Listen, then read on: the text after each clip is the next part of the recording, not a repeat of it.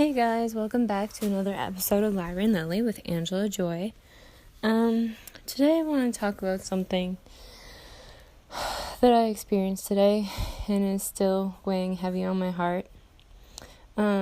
So I'll just kind of be going over, my day and the events, and then I will be going into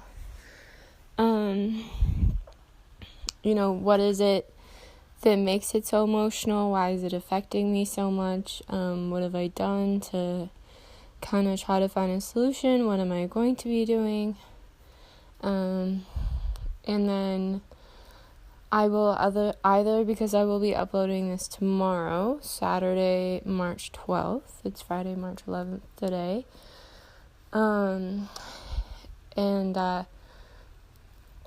So what happened is this morning I woke up to very, very, very loud chainsaw noises. There's this greenery area that they were planning on developing right near my house, just down the street. And so all day, basically, I've been hearing like this sound of the chainsaw, and they basically cleared everything out but one tree. And I've just been really kind of exhausted today. My sleeping schedule's been a little bit off. I've been learning so much lately that my brain has just been hyperactive, and I've learned a lot of new cool things and stuff like that, and a lot of getting back to who I really am, and kind of seeing the ways I've been affected by things. But yeah, so give me one moment. I'm just going to pause it for a quick second just to wash my hands.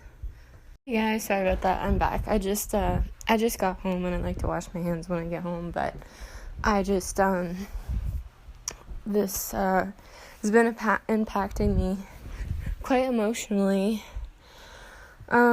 So basically what it was is like I said, I'm pretty tired today. My sleep schedule's been off, la la la la. A lot of other stuff. But I just it's one of those days I didn't even want to leave my house. Normally it's by the time I get energy, it's getting later, and then normally I'll go down to the river and stuff. And I did go down to the river, but the way I talked myself out of leaving the house was I'll just go for a walk, no destination, I'll just go for a walk around the block. And so I was and then part of it was I'll check out, the trees they cut down and stuff. And so I was walking past it, and I turned right, and there's everything's demolished, completely demolished, taken out, cut down. There's huge tree parts, and there's this one tree left. And there's 2 baby raccoons, in the tree, and I'm not sure if their mom was there. They were, kind of midway down the tree, and as I've been, kind of thinking about it, last night I heard, a really, really, really loud bang, and I didn't put 2 and 2 together of, oh, maybe that was to scare away the animals so that when they came and cut down the trees and stuff today, there'd be none there. Now, I don't know if the baby raccoons were there and then the reason they left the tree is because they were up there, or if they came afterwards, but I just was really worried because I didn't see a mom, and there's 2 little babies, and so as I went down to the river and stuff, I was searching, BC Wildlife and stuff, and numbers I can call, just kind of check it out. And it was kind of frustrating for me. Last year someone I knew who was a full-on animal lover, she loves raccoons. She would help them if they'd been hit by cars and stuff. And I just kind of wish she was still here to help me kind of figure out what to do. And her memorial's down by the river, and so I went down there. And I the problem is like, if I were to call like the conservation officer or stuff like that, they're closed from what I understand. But there's a potential that, they could be hurt, and, that's not what I wanted. So I have this local Facebook group that I'm a part of that's like against like the mask mandates and all that kind of stuff. And I was thinking that, because it's all about like fighting oppression and, stuff like that, like maybe like someone from there could maybe know something to do.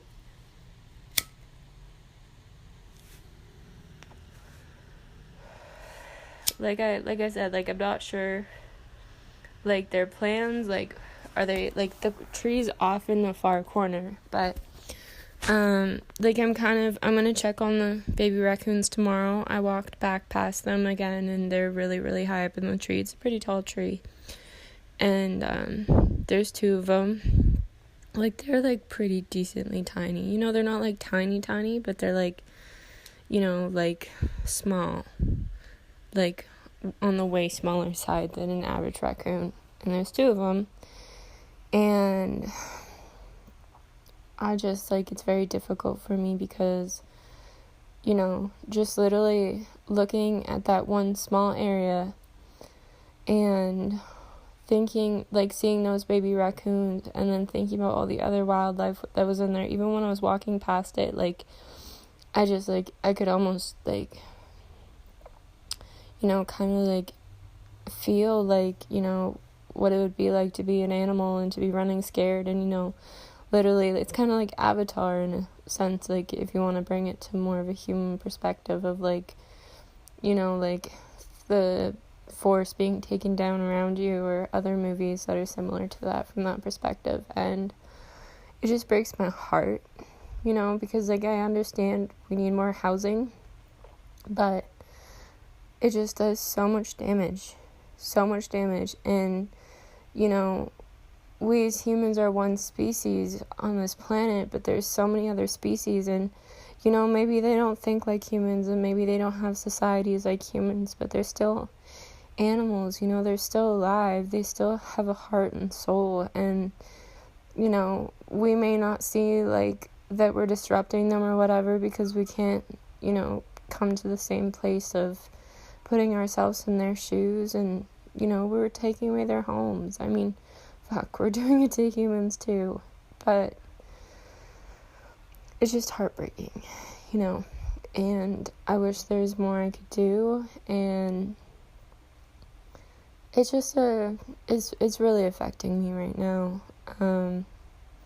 I definitely feel in more protective mode. Like, I want to protect them, and I want them to have the best life. And so I'm hoping tonight, that when it's dark out and there's no one around, that they come out of the tree and, they find somewhere safe for themselves, and, be able to live somewhere else more peacefully, and to have that protection. Because one thing that I find we forget to think about is that, these trees and these bushes, and, maybe it's a small area and people are taking advantage of it, doing drugs in that area and all this other stuff. But at the same time, there's animals that rely on that section of greenery for safety.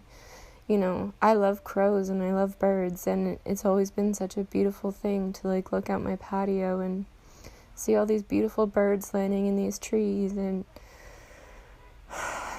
it's just, I'm so glad that I'm going to be moving. Like I said, I don't know when, but it's right now in the works of finding a place. And I just, it's so difficult for me, because I love animals so much, and I've spent so much of my life surrounded by people that are inhumane and cruel, and, I spent a lot of time not really feeling like I could connect to other human beings, because the ones I was surrounded by were just, didn't feel human, and so I felt more at peace with the animals, and, spending time with them, wild or domestic, like, I've always had a strong connection to them, and it's, like I tell people, like, they don't say words,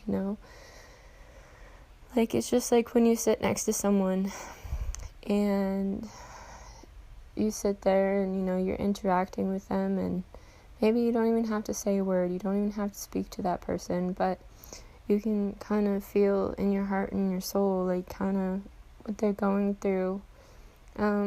You could look at it in a scientific way of, their body actions, their facial expressions, the way they, their tone of voices. And the thing is, that can be the same for animals, They may not speak English, and I think it's actually kind of appalling to expect animals to speak a human language. And not only that, like, there's so many different human languages, it would definitely not be fair for animals to be expected to speak, to communicate with us. I truly believe that if you spend enough time with an animal, and instead of trying to force it to be a certain way or force, a certain agenda of what this animal is feeling or whatnot, if you just be patient, they'll show you, they'll show you with their body actions and the way they move their body and the sounds that they make, and it's just all about, like,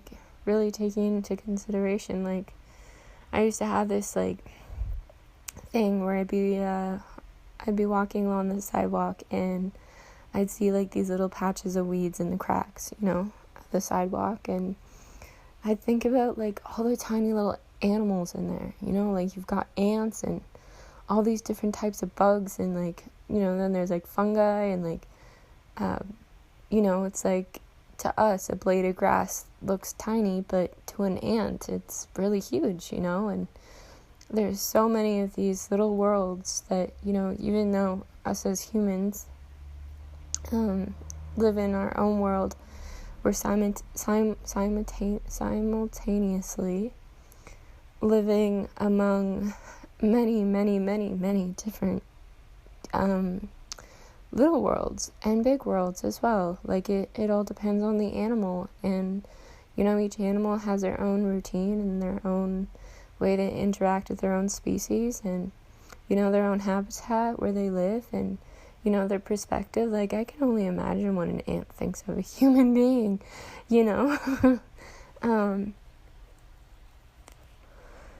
and yeah, I really want to talk about that, because it's really been weighing on my heart, and I think it's so important. And especially with everything going on in the world right now, with World War III, like, I'm not really sure if, like, I really can, like, call it that. It's something that I don't really feel comfortable talking about, because, I'm not there, I'm not experiencing it. However, what I do want to say on it is, it's affecting people's lives. Like, I guess you could compare it to, like, the government versus, the common folk, and, then you could, like, then use that analogy versus, like, the animals versus us humans, like, it's always some, like, because, like, the decisions that these people in power, or whatever the 1% are making, are just, like, destroying our homes. Like, I was thinking about it earlier, and I was like, like, we have destroyed so many animals' homes, but also at the same time, our own species has destroyed some of our own homes, for whatever their own agenda. And I just, like, I always kind of thought, like, like, I always had dreams of, like, a revolution of, like, just everyone, like, getting together and, like, really wanting a start, like, a fresh start. And I truly believe that the best way to have, democracy, I don't even really like the word, I don't know much about it, but I definitely know, like, it's been so tainted. But like, I believe every single person on the whole entire planet deserves to have their needs heard and met. Like, I personally believe if every single person, like I'm a common folk, or whatever you want to call it too, like, if we all were like, okay, this is how I'm feeling right now. This is what my life looks like. This is the problems I face, whether it's hunger or not enough housing, or the housing's too expensive, or just all these things. And if we all voiced our opinions, that, maybe instead of borders and, walls between people, we could actually maybe, connect with others and find others that are looking for the same thing, and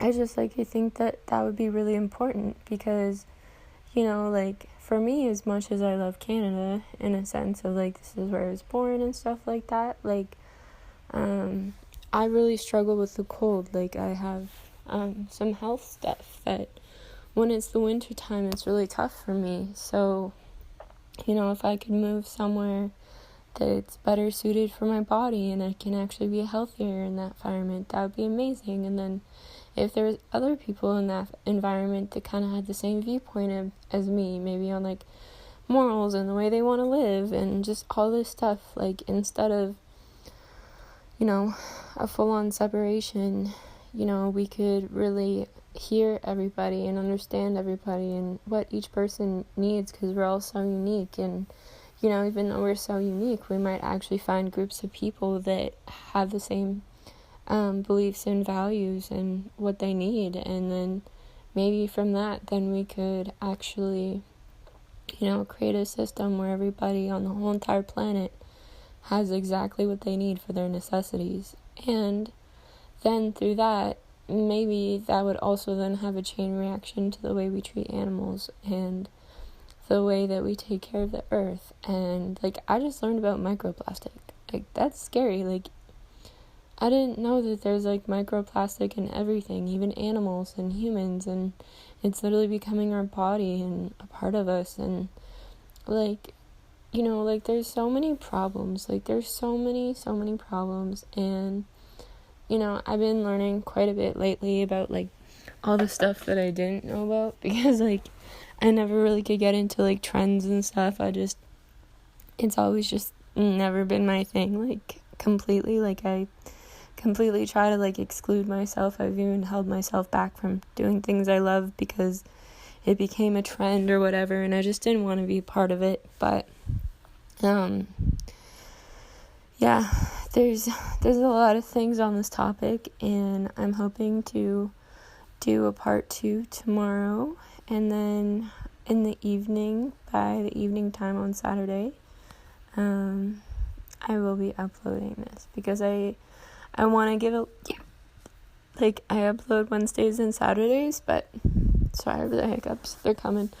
Okay, I think I'm good, but I want to do it at the end of the day, only because I want to see if I hear anything back off of the Facebook thing. And also there's a BC Wildlife Services will be open tomorrow at 9 and in the morning, and I also want to go walk over to the tree as well. And if they're not there, then I'm gonna pray for them, and I'm gonna send them my love, and part of me will be happy that hopefully they found a new safer spot. But if they're still up there by tomorrow, I want to get a hold of an organization that's not going to harm them or do more detriment, but actually maybe help them, because I'm not sure if they're going to be keeping that tree or if they're wanting to take that one down as well. And, who knows, maybe they're going to be finishing tomorrow, and I want to make sure they're okay. And, I'm really hoping that my friend who passed away, in her heart, in her spirit, I've asked that, she, take care of them and guide them to a new home. I truly believe that, when people pass over, that they can, that they're still here and they still can connect with us. Again, maybe it's not through English, but it's through emotions and through feelings and, you know, like, especially like I said, when I first realized they were up there, you know, she was the first person I thought of. And, you know, I really admired her for her courageousness to, you know, push past the fact that, like, oh, they could have rabies or they could be dirty and all that stuff. And she just loved them so purely, that she just didn't care. You know, her love was so great. And I really admire that, and it inspired me. And I just, like, I really pray that, you know, because I have a feeling like she would, you know, she would. And I fully believe, you know. I went down to the river near her memorial, and, you know, I spent some time with her. I didn't stand directly at the memorial because there was someone down there, but right there. So yeah, I just, if I'm not sure if, like, I'm gonna be doing a verbal update and then adding it to this one, or if I will be updating on my Instagram. But yeah, just in case I decide not to do a verbal update, because I have been pretty tired. Like I said, my sleeping's been off, and I've got some stress, but I'm doing well. It's just stuff like this really, really makes my heart hurt. And with everything else going on in the world too, like, my heart's just growing bigger and wanting to protect more and more. And it's difficult, you know, because you can't protect everything and everyone, and especially those you love. And you can do the best you can, and then you have to have faith in something larger than yourself to be able to take care of those, you know, beautiful aspects of life that maybe you may not be able to have any control over, you know. Like, I don't know, like, what could happen to them. And, you know, like I said, like, I'm just really hoping that they take the opportunity. If I wasn't so, like, afraid of the dark, like, lately, because I haven't liked to leave once it's dark out, you know, I would go out there in the middle of the night with some food and, like, get them down the tree and, like, you know, do like I do with my crows, and, like, go from there to the park and just, like, create this little, like, trail of food and walk with them and stuff. Who knows? Maybe I'll do it, but I think that it's better if I keep myself safe and I stay inside and do it tomorrow. Cause yeah, I've been working a lot on my anxiety and stuff, and yeah, I've been feeling a lot better on that, getting more in a balanced state. But yeah, I love you guys so much. Thank you so much for listening to me, taking your time out of your day to be here with me. And, you know, I hope that me sharing this with you inspires you or makes you feel less alone for caring about animals. And, you know, don't get me wrong, I'm not perfect. I try my best to really take, you know, the earth and everything into consideration. You know, and I'm only human, and, you know, I make mistakes, and, you know, I'm not always that eco-friendly, but I just want you to know that if you're doing the best you can, you know, that's important. You know, it's always one foot in front of the other, you know. I feel like there's such high standards and things, like requirements, kind of like, you know, when you have, like, a brand new baby, and it's like there's a certain step of, like, oh, at this month they have to be doing this or whatever. And, you know, like, that in itself has been, like, that requirement thing and the shame of not meeting up to the requirements of whatever's set as a requirement, or if it's not at this, oh no, or whatever, or you're not at this point in life, oh no. That is a really big thing I had to work through. I had to learn to take my time and really go at the pace I needed to go for my own self to remain balanced. And sometimes it is a longer road, and sometimes you make mistakes, and sometimes things happen, sometimes you lose passion, sometimes you just kind of feel like there's really no way out, or you're not sure which way to go. But as long as you have, an idea of who you are, like a big thing for me is my morals. I guess I kind of like that word, but at the same time, like, I just, like, I kind of feel like it's been such a big trigger for me in a sense.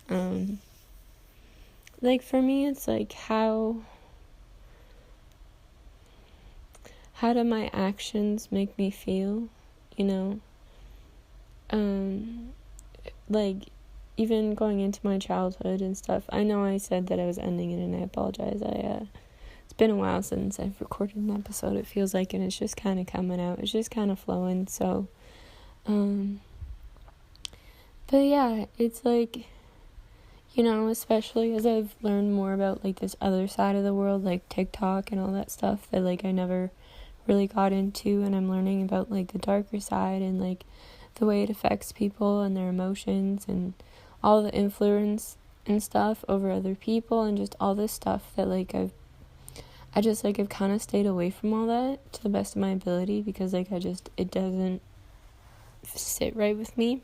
Like, it just makes me kind of really uncomfortable, and I feel like I'm in a competition, or, it just, like, it then also, like, really triggers, my own triggers regarding, like, how I was treated growing up and everything like that. And so, like, I just kind of stayed away from it and did my own healing, did my own work, tried to focus the most on my life as I best could.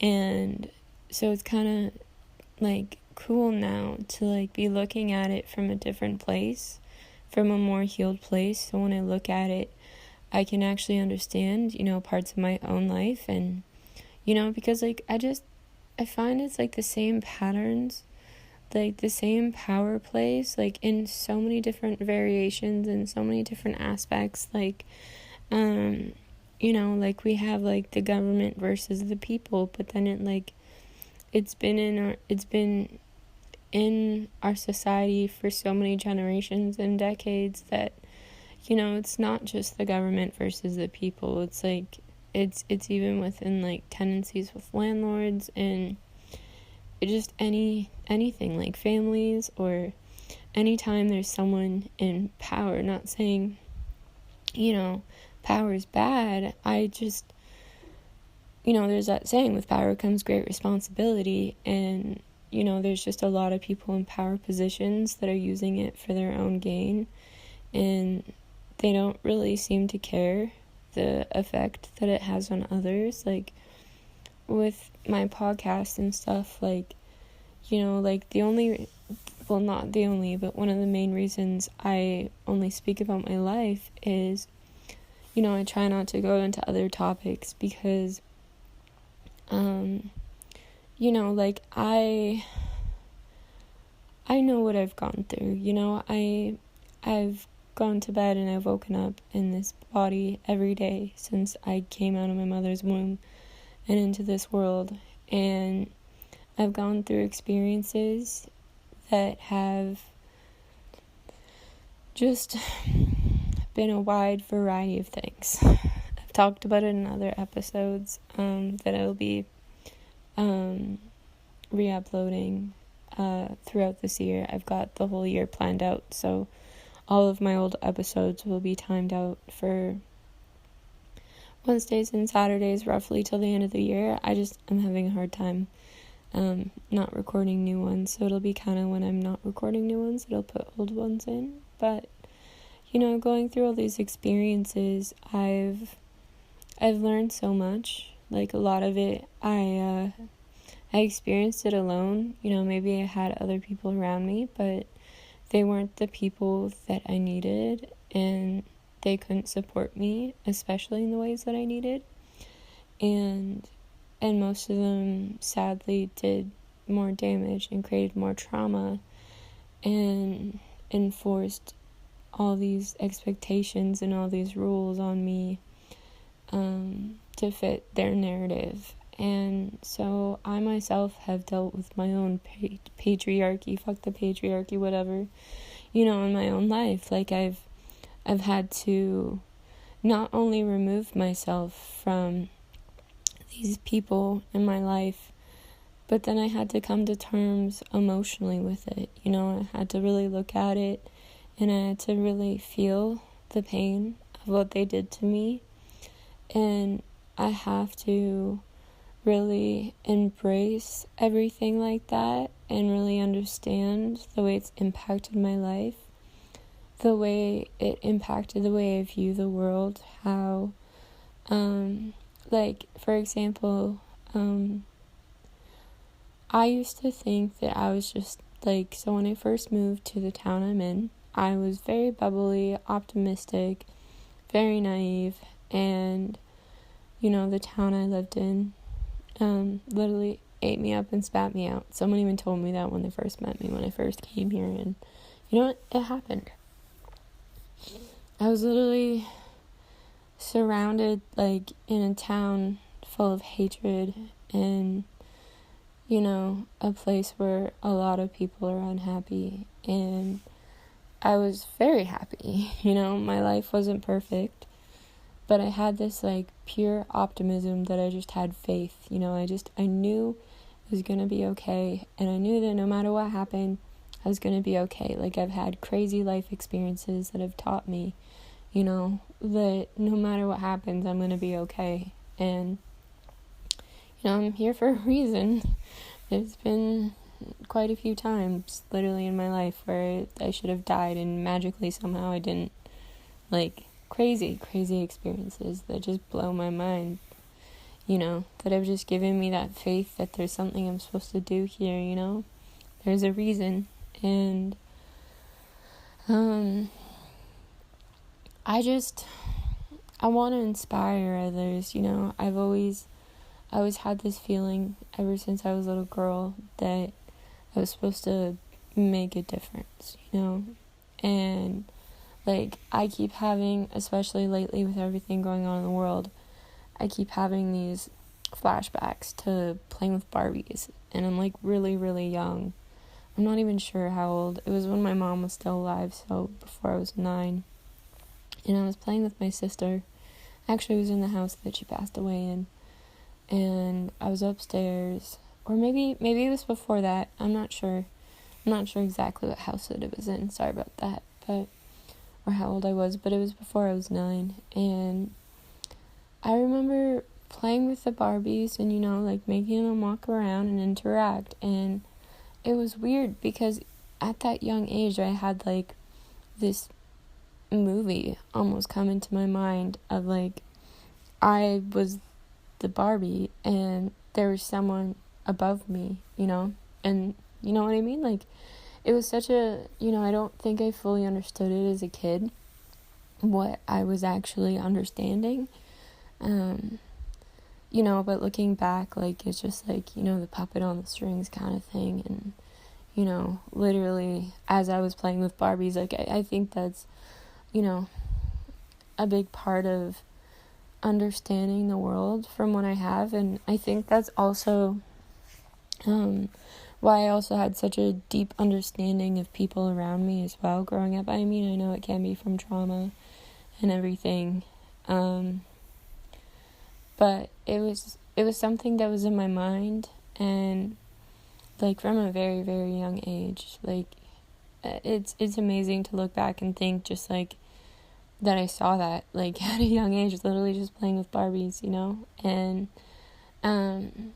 I've always had these dreams and of whether it's dreams while I'm sleeping, or I'll just get this really strong, intense feeling, that I'm supposed to speak out, and when I watched Queen, the movie Bohemian Rhapsody, I'm not sure if I said that correctly, but I had this dream afterwards, and it was kind of like me on like an old box set TV, and just like the feeling of like that, like, so when it came to Queen and stuff, like, it's just the impact that I felt that they had, especially near the end of Freddie Mercury's life. Like, he really, like, his personal struggles, like, brought attention to what was going on in the world, and, you know, people could connect with it.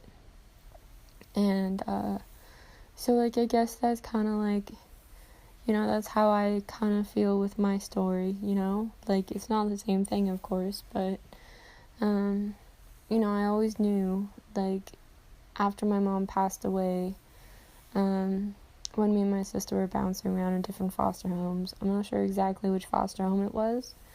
I think I actually lost that notebook when I was moving around, but I had this Mickey Mouse notebook. Like, it was a lined notebook, and my letters were, like, super big, you know, like, and took up 2 lines. And I remember, remembering, reminding myself, okay, I was born here, you know, my mom had, like, couldn't, whatever, and then this lady, and then, she died, and then, you know, just, like, what I'd gone through, and then, like, I started, like, writing what happened at each foster home, and I started, like, I was 9 years old, but I kept writing and writing, you know, to tell my story, because even at a very, very young age of 9 years old, I knew that there was just something about my story that I needed to remember. You know, I needed to remember where it came from, and I needed to, I think I just, like, I don't even know, like, it's so strange. It's like, I didn't understand that in those moments what I was doing was literally going to be the building blocks and the foundation for what I'm doing now, you know. And especially as I've gone through more experiences and such a wide variety of trauma, and how throughout my life, like, one of my problems is I've been really good at connecting with people and their trauma, because by going through so many different types of trauma, you know, a lot of people that I've met have gone through they also have gone through, you know, their own trauma, and by going through such a wide variety, I was able to connect with so many different types of people who had gone through different types of trauma, and I was able to relate, and I was able to connect, and so I've always kind of looked at that and noticed the importance of, you know, that I could connect with people. I got a little lost in it, but at the same time, the more I became aware of my own trauma, and the more I started connecting with people with similar trauma, that was also the time that I was starting to work through it, and I was starting to just look up different things, whether it was like a diagnosis I have, or, you know, something happening to me, and just, like, I started Googling it, and I started looking into things, and I started finding other people that had gone through similar trauma. And it's very difficult when you have such a wide variety of trauma, because they can all, like, interconnect. And so I was struggling for a long time to, like, find someone, like, especially on YouTube and stuff, like, because, like, for me, like, watching YouTube videos, especially people that have gone through similar stuff, I need the visual stimulation of a YouTube video for me. It's very hard for me to listen to a podcast, ironically, even though I have one.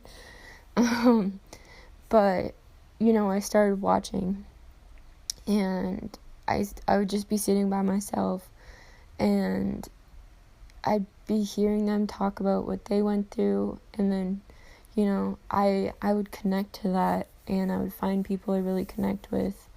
And then on top of that, you know, they'd also be talking about what helped them. And so it would kind of, like, spark ideas in me.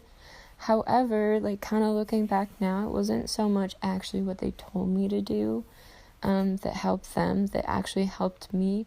It was the fact that I didn't feel alone, because, you know, going back to my trauma, a lot of the situations I went through, I was alone. I didn't have someone who understood what it was like to go through that, you know, at that time. And it can make you feel even more alone, and then, you know, everything just keeps piling on. But to have someone similar, you know, who's gone through something similar, and to hear their story, and especially just being at home by myself and watching these videos, you know, I'm able to snuggle up, I'm able to cry freely, I'm able to, you know, close my blinds, so, you know, it's just me and them in a sense, and I'm able just to let it out. And, you know, I used to be so stubborn, you know. I'd had years and years of in the adoption, you know, from 10 turning 11 to 18, you know, I was constantly taken to the mental health area of life. I was put on a bunch of meds, got diagnosed with a bunch of stuff, but, you know, I mean, it just, like, it put a really bad taste in my mouth when it came to mental health, and so that's why I can't do traditional counseling now. And mind you, I've had crazy experiences with counselors and doctors, and just, like, I always get the shittiest of the shit for some reason. Like, all the people hear my stories and they're like, whoa, that happened to you? Like, I'm so sorry, that's not how they're supposed to be acting. So, you know, it really, like, right now, like, marriage workers are, like, trying to encourage me to go for counseling, you know, and don't get me wrong, I'm open to try it, but counseling in a normal sense just doesn't work for me. However, learning about things and being inspired, and not only that, I've gotten really, like, I'm open to counseling for, like, the more physical aspects of my trauma, you know, and, like, connecting my body, like, and really understanding, like, how to physically let stuff go, because that's one I've always gotten stuck with, especially, like, being in such a poverty cycle, too, like, it's, like, and just the area, and just all that kind of stuff, you know, it's, like, that's another subject for another day, but, yeah, I guess what I was trying to say is, you know, I had to find my own unique route to healing, because I was stubborn, not only with other people giving me advice on what to do, but also with myself. So when I first started trying to quote unquote work on myself, I would have these full on fights with myself, like, being stubborn, of like, I need to get this done, but then I was like, nah, you know, like, I don't really want to do that right now, kind of thing. And, you know, it's just, like, all this little stuff, like, even when it comes to cleaning, like, you know, I deal with a lot of, like, physical exhaustion, like, I have fibromyalgia and all this stuff, and just a bunch of other health stuff, like, on top of everything else. But, so it can really wear me out, and, so when I need to get something done, the best way for me to do it is to inspire myself. That's why I like the saying, inspiration brings motivation. I'm not sure if that's, like, I created that, because, like, I haven't really Googled it, so I really like inspiration brings motivation, because it's been so true for my life. Yeah, that's how I got through all of my stubbornness, was literally being inspired by others. And I think a really good start for that was being able to connect and relate to people, especially, you know, on social media, through watching YouTube videos. And it really inspired me, you know, to keep going. And I mean, you can overwhelm yourself at the same time, especially, you know, for me, like, it's difficult if you get too overwhelmed at once, because it takes time too, you know, like, inspiration is just the beginning, you know, it brings the motivation, And then, it takes time. You can't take a chisel and a hammer and, break into a flower. That would just destroy it. You just slowly wait for it to unfold. You nurture it, you give it water, and, things aren't always on the timeline that we want. And, it's not always going to happen when we want it, sadly. But sometimes it's honestly worth the wait, and it's worth being patient with yourself. And that's what I want with my podcast. I want to talk about what I've gone through, what I go through. This whole episode literally started because of those baby raccoons, and just how much it's hurting my heart, and the struggle of not knowing officially what to do, and then also struggling with if tomorrow they're still there, I also have to make the decision to be careful of who I call, because some organizations don't care. They would just execute the animal, as opposed to finding an organization that would actually do the right thing, and so, you constantly have to, weigh these decisions. And then at the same time, you have all those emotions about the frustration that, we have these services, but they're actually not doing the right thing, even though they are promoting they are, right? And it really frustrates me. And it's really complex. And I'm not sure about other people, but I call myself a kaleidoscope because there's just so many things and intertwined and everything. It's not just black and white. There's so many layers to everything and making a decision. I mean, like I said, I used to spend half an hour in the chip pile because I couldn't figure out what I wanted. There's many options, and each one makes my body feel a certain way, and then there's what flavor do I want? Or just that's just a bare minimum example, but it's just the cause and effect, and just so much there's plenty of layers in everything. And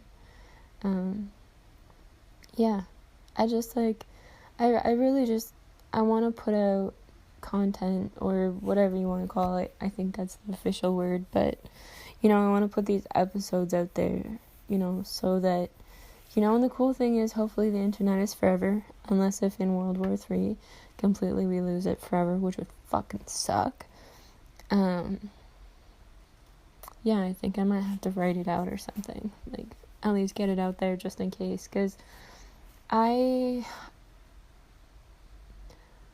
don't look at what I went through as a gift. I've learned that is very, very toxic to think of it like that, because for me, it really took away the actual blame and ownership for the people that made those choices and their decisions. And don't get me wrong, I've learned to accept what happened, but I'm not going to glorify what's happened. And so for me, I don't look at it as a gift for myself. Don't get me wrong. I'm grateful for the person I've become, and that these experiences gave me knowledge and wisdom that I can share with others to help them. That is a gift to me. The wisdom I learned from it. But the experiences themselves, I don't think they should ever happen to me, to anybody.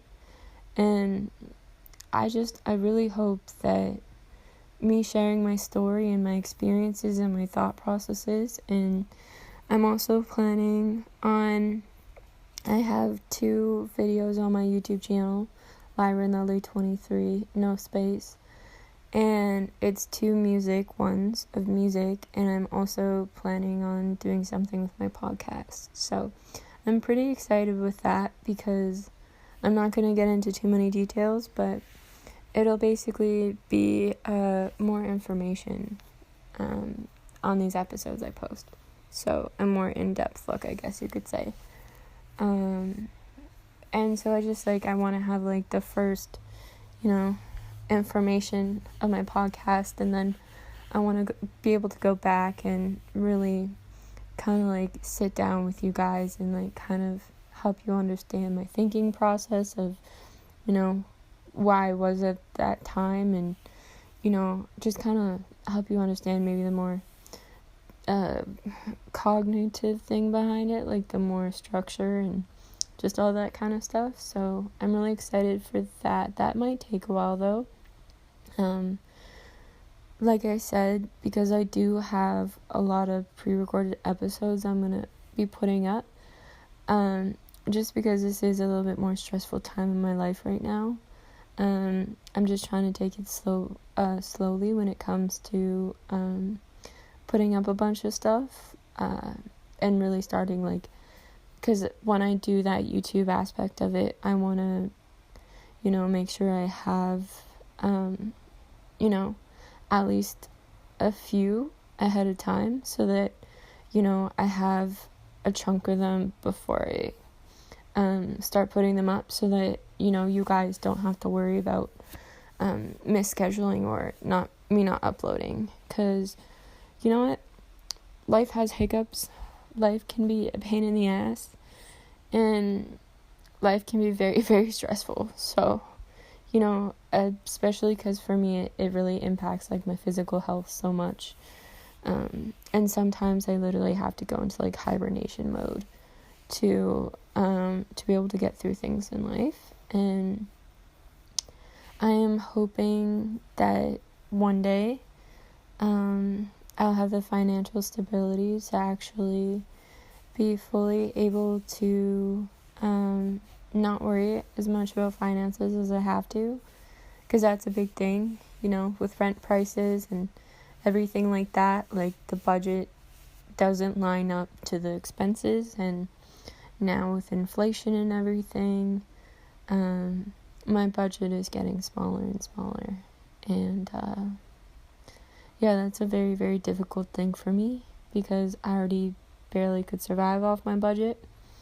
So, there's a lot of stress, of course, that comes up with that, and then there's other stuff going on in my life, and, there's going to be a few things that, when it comes to, my finances, or just, that kind of struggles, or, all that kind of stuff, I am planning on going into, sexuality, and the cause and effect of, my sexual trauma, how that impacted me. I'm planning on making those ones that have to do with, my sexual trauma and stuff, and how it impacted me, and how I've had to work on that, and all that kind of stuff. I'm planning on, putting that one under my subscription. It's not because, I don't want people to, be able to benefit from the knowledge and the wisdom I've learned in that area, but it will be more of, a kind of a sensitive topic, and I just don't really want it blasted out there to the world.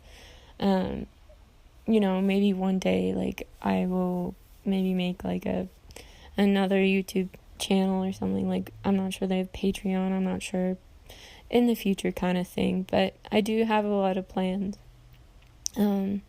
that I will be setting up, and I want to start branching out on the different topics I talk about, but I kind of have to wait, and I kind of want to go slow.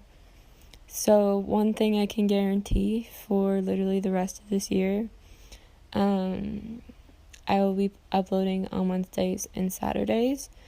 Now, if I had a really, really tough day that day, or I had something big go on, so next Wednesday, I have a really important phone call, that I'm not really 100% sure how that phone call is going to really go emotionally afterwards, and how it's going to affect me. However, that would be a day that I would just re-upload one of the old ones, because that's a simple thing for me to do. I can just upload it off my computer and then publish it, so you guys will still have content. However, if it's like a really tough day, like I find on the tougher days, like I have a problem sleeping, so it might even get done by like 12 midnight, but it would be definitely in by, Thursday the next day. Like early morning kind of. I'm hoping that everything is going to be fine and that I'm going to, be okay. I might even do it in the morning before the phone call. So I just wanted to let you guys know that I love you. And, like another thing is I'm really excited to have a schedule. And I just kind of wanted to, let you in on what's going on in my life and, these baby raccoons. And, I ask that, you send prayers for these raccoons, even if tomorrow I don't see them and stuff like that. Like, they're still alive, and I really want to, set out good intentions that they're going to find a nice, safe place, because like I said, they were 2 babies. So if you could, send them some love, however, you send love in this world, whether it's just in your mind or in your heart or saying it out loud or expressing it or just keeping it inwards. I ask for even just a tiny moment, even just a second of love, just for them and, any other animals or just all the animals, all the people in the world, whatever you want. Like, I've really got a big heart, and like, I'm having a really hard time ending this episode, but, I was basically walking home right before I saw the raccoons again. There was this older lady walking in front of me, and she was walking to her car, and we were going down the alley, and I was just thinking to myself, like, I always try to, like, not make women uncomfortable, because I understand what it's like to be uncomfortable, so, like, I'll switch sides, and I just kept thinking to myself, like, nobody's gonna fuck with you, lady, like, I got you, kind of thing. And it's just that, mama bear instincts of wanting to protect, and, it's just difficult, but I love you guys. Thank you for listening to me ramble for just over an hour. I love you guys so much, and I hope you have a great evening, and I look forward to updating you. Bye. Hey guys, welcome back. This is part 2. So I had a really great day. I woke up and I was still pretty tired, but I woke up to a few more responses on my post regarding the baby raccoons. And, basically, so I just threw an outfit on, and I checked the tree. They're not in the tree, so I can happily say that they most likely have moved to a safer home.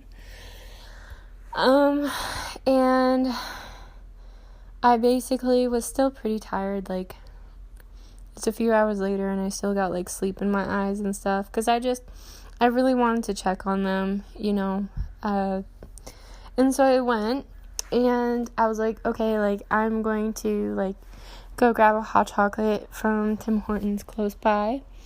And as I was walking to Tim Hortons, they were having a big marching parade down the street. And so I hooted and I hollered and I was like, woohoo, and stuff like that. I was so exhausted still at that point. And so I didn't join. But I went and I grabbed a hot chocolate, and I walked to the park, and I sat down and I was drinking and stuff, and the march came back, and I was sitting there and I was still listening to music, and I was, still pretty tired and stuff, and I was hooting and hollering when they came in, and it was pretty awesome, and they had a speech going on and stuff, and I was about to leave to Walmart, but I was just really curious, so I went and I stood, and I was with the crowd, and they were doing their presentation and stuff, and it was so amazing, and I learned a lot, and I met this really interesting older gentleman. We were talking and stuff. It was pretty nice, actually. I learned a lot more from him, and he helped introduce me to one of the main speakers for the event, and I got their business card, and I'm planning on attending some of their get-togethers and stuff like that and getting involved, and that was really great, honestly. I didn't even know that they were having that, and just to have that opportunity to do that has been really amazing. I definitely am ready to get more involved. And yeah, I'm just really excited. This is kind of gonna just be a short little part 2, I think. Because I just got home and, like, my legs are cold and stuff. I just washed my feet because I was wearing flip-flops and it was kind of muddy out and stuff. But yeah, this is just the end of part 2, but there's, more episodes to come. Thank you again for, taking your time to listen to this podcast and share your time with me. It means a lot, and I truly do wish you the best, and I wish you hope, and I wish you freedom, and I'm so grateful again for all of your support, and I look forward to creating new episodes. Okay, I love you guys. Bye.